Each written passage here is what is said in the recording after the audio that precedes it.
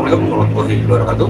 Jumpa lagi bersama gue di sini, Adi, di channel Gibahin Bola pastinya. Dan apa kabar semua bro? Mudah-mudahan baik-baik aja dan sehat-sehat aja. Baru jumpa lagi nih ya. Dan pastinya coba gue akan memberikan suatu informasi yang datangnya dari timnas Garuda kita, baik di timnas senior maupun di U23 maupun di Garuda Mudanya ya. Dan juga informasi-informasi yang datangnya dari timnya Pak Erick Thohir, yaitu dari PSSI sendiri. Di sini juga pengen coba membahas untuk coach, siapa lagi kalau bukan coach Shin Tae-yong ya, yang namanya sedang melambung dan prestasinya begitu banyak di persepak bolaan di Indonesia. Namun masih banyak yang mencibir, masih banyak yang underestimate, dan juga banyak yang nyinyir ya. Kemungkinan ya hanya orang-orang itu saja sih. Tapi yang jelas gue dan juga mungkin lu semua sebagai pecinta sepak bola ya, timnas, supporter timnas pastinya akan selalu memberi semangat untuk Sintayong sendiri. Dan kalau kita bandingkan bro ya, dari 5 sebelum Coach Sintayong menunggangi dari timnas kita coba akan compare, dalam arti di sini kita akan perbandingkan dari 5 coach atau pelatih timnas sebelum dari Sintayong ya, supaya bagi para istilahnya pengamat bola maupun para pecinta bola yang tidak suka dengan STY bisa lihat apple to apple tentunya di sini ya. Dan oke, yaitu pertama ada Alfred Riedels. Dia mulai menangan dari timnas kita tentunya di 2011 ya. Pelatih dari Austria ini cukup lama juga, kurang lebih sekitar 3 atau 4 tahun lah ya, dan juga sudah berhasil mengangkat kita meskipun di runner up juara 2 yaitu di AFF 2010. Nah, dari Alfred Riedels sendiri ya hanya seputar AFF ya pastinya prestasi itu ya. Dan oh ya, pada waktu kurang lebih di tahun 2011an itu peringkat kita di 179. Oke, kemudian kita lanjut ke pelatih berikutnya setelah Alfred Riedels kemudian dipecat sama PSSI.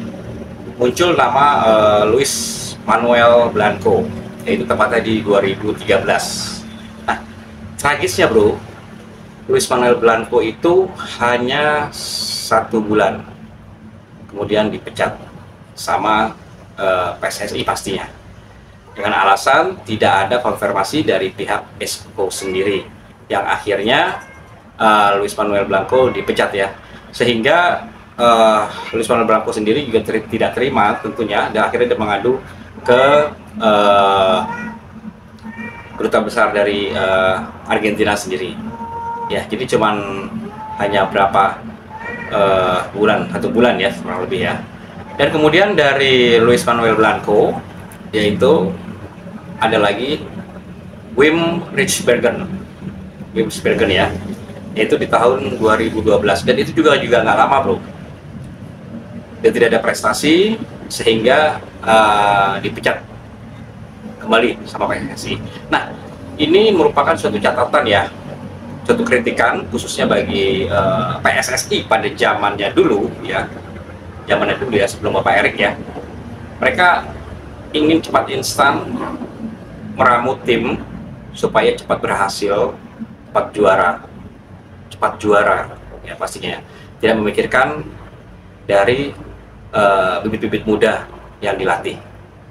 Akhirnya asa kalah pecat itu yang pastinya itu merupakan suatu kritikan untuk PSSI zaman dulu ya.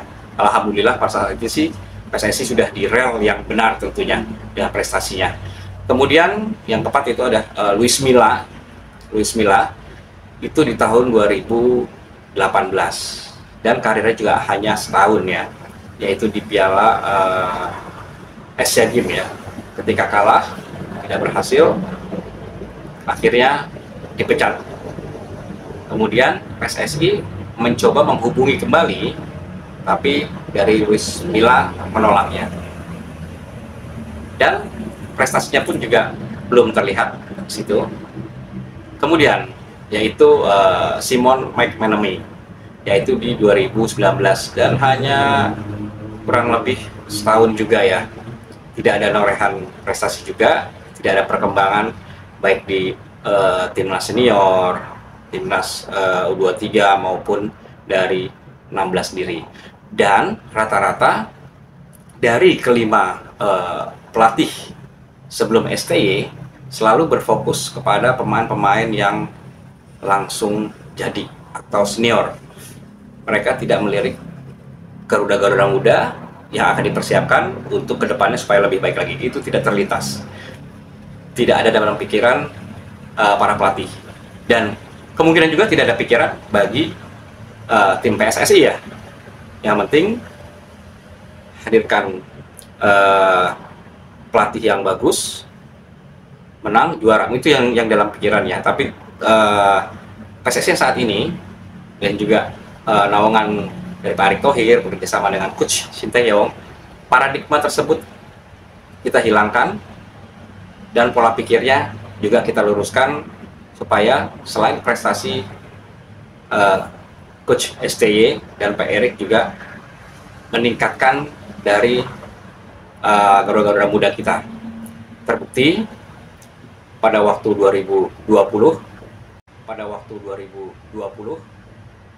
meskipun kita kalah sama Thailand ya di AFF 2020, namun yang bermain rata-rata usia muda semua, runner up bro, seperti itu.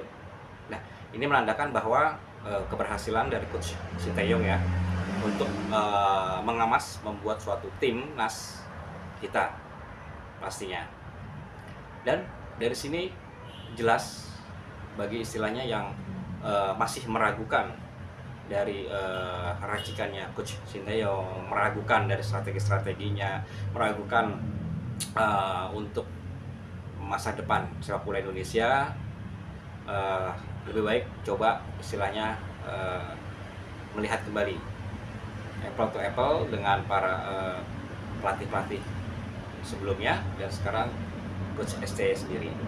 Dan beberapa prestasi pastinya yang Coach Sinteyong ya, meskipun itu bukan berupa trofi, tapi prestasi itu juga bukan hanya megang trofi, tapi kalau dilihat dari perkembangannya, skillnya, prestasinya. Dalam arti prestasi di sini yaitu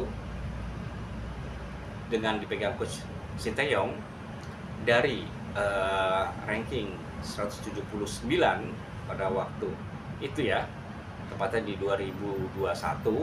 Nah, saat ini di 2024 itu sudah mencapai 133. Dari situ jelas sangat-sangat terlihat perbedaan yang mencolok perkembangan dari persepak bolaan Indonesia dipegang sama Coach Sinteyong.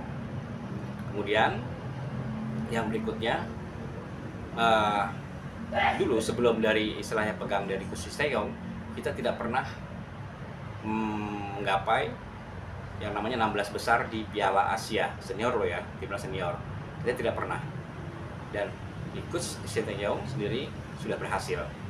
Kemudian di under 23 di Piala Asia kemarin kita berhasil di juara keempat.